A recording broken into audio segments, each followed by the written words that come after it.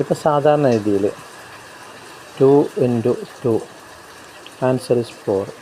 2 × 2 4 ഇതിപ്പോൾ എല്ലാവർക്കും അറിയാവുന്ന കാര്യമാണ്. അതുപോലെ തന്നെ 3 × 2 6. അതുപോലെ 4 × 3 12. ഇത് കണ്ടെത്താൻ വേണ്ടിയിട്ട് സാധാരണ കുട്ടികൾ വിരലിൽ അങ്ങനെ കണക്കൂട്ടിയിട്ടായിരിക്കും ചിലപ്പോൾ അത് കണ്ടെത്തുക. പക്ഷേ ജപ്പാൻകാർക്ക് ഇതിനൊരു മെത്തേഡുണ്ട്, ഒരു രീതിയുണ്ട്. അതാണ് ഞാനിന്ന് പറയാൻ ഉദ്ദേശിക്കുന്നത്. കുട്ടികൾക്ക് ഏറ്റവും പ്രയോജനകമായിരിക്കും എന്ന് ഞാൻ വിശ്വസിക്കുന്നു. ആദ്യം ഇവിടെ 2 × 2. ഈ 2 × 2ൽ ഇവിടെ 2 വരെ ഇട്ടു.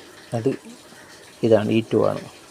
മറ്റേ 2 ഉണ്ടല്ലോ, ഈ 2 ഇവിടെയാണ് വെക്കാൻ പോകുന്നത്. ഇങ്ങനെ മനസ്സിലായോ?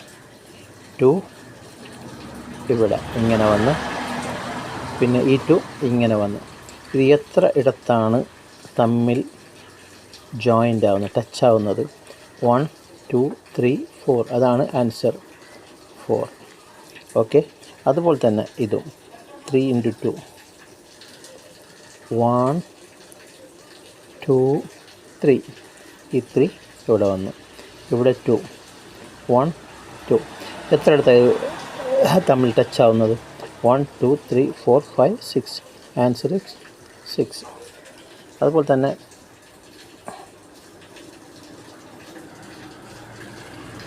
4 × 3.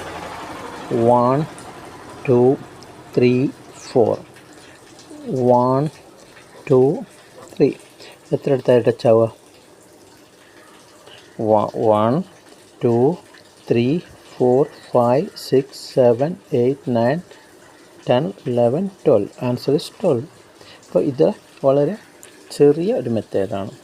അപ്പോൾ ഇത് കുട്ടികൾക്ക് ഏറ്റവും പ്രയോജനകരമാണ്. ഇത് ചെയ്ത് നോക്കിയാൽ ഏറ്റവും ഉപകാരപ്രദമായിരിക്കും. കുട്ടികൾ ഇത് പരമാവധി മനസ്സിലാക്കുക. ഇത് ജപ്പാനിലെ കുട്ടികളൊക്കെ ഉപയോഗിക്കുന്ന ഒരു രീതിയാണ്. അതുകൊണ്ട് കുട്ടികൾക്ക് പഠിപ്പിച്ചു കൊടുക്കുകയും കൂടുതൽ ഷെയർ ചെയ്യുക. ഇതിൻ്റെ വലിയ വലിയ അക്കങ്ങളുടെ എങ്ങനെയാണ് ഈ മെത്തേഡിലൂടെ കണ്ടെത്തുന്നതെന്ന് അടുത്ത വീഡിയോ ഞാൻ പറഞ്ഞു തരാം. ഈ വീഡിയോ ലൈക്ക് ചെയ്യുക, ഷെയർ ചെയ്യുക, അതോടൊപ്പം സബ്സ്ക്രൈബ് ചെയ്യുക. Thank you.